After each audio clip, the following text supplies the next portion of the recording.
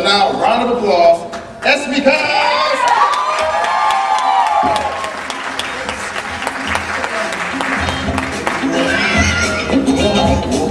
Wow.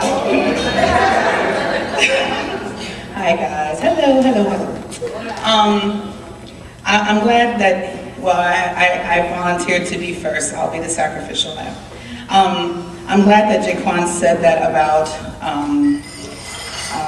letting your poetic voice be heard, because about 2.5 years ago, when we first introduced poetry to CitySeries in Philadelphia, it was the first time for quite a few people stepping up to a mic, and ever since then they have found their voice. They perform pretty much every CitySeries. A couple of them are not here, unfortunately, this weekend. But that was my first time performing a poem, and I kind of found my poetic voice in Philadelphia, and I've been inspired ever since. So this poem that I wrote was probably like about a year ago or so. And I thought it would be a good poem to read for any of you that think you have nothing to write. And it was inspired by sitting down and looking at a blank piece of paper and being frustrated. So the name of the poem is, I Have Nothing to Write. My page is blank. I have nothing to write. I'm drawing a blank mentally, not thinking creatively, feeling inspired reluctantly, but not transmitting to this pen. They tell me to write what I know, to allow these words to flow like rivers, to express and deliver each feeling, each word, for honest word, eloquent and passionate, free without hesitation. But I hesitate. Look at the clock, it's late. I have nothing to write. I keep telling myself and everyone else that I do not write as the poets do. I cannot possibly express elegantly or poetically my thoughts and emotions. I do not have the ability to assert alliteration successfully, sublimely, sincerely. I cannot rhyme, I cannot rhyme. I've said it 1,000 times, I cannot rhyme. So how can I possibly write? Why would anyone want to hear what I have to say? For instance, my child. I have one, a son.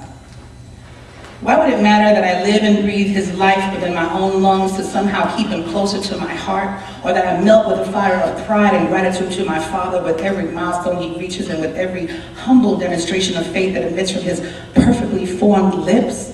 Or that I fear the dream or nightmare that occurs and ends with his spiritual death so much that I awake with each recurrence, raged and resolved to die 1,000 deaths before I let a lion devour him where he stands? How can I write about that? Or my corny expressions of love. Why would anyone be interested in that?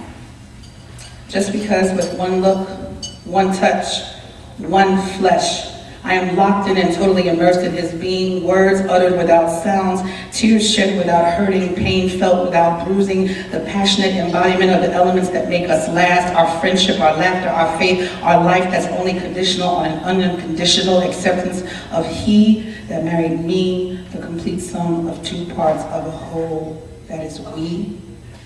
How can I write about that?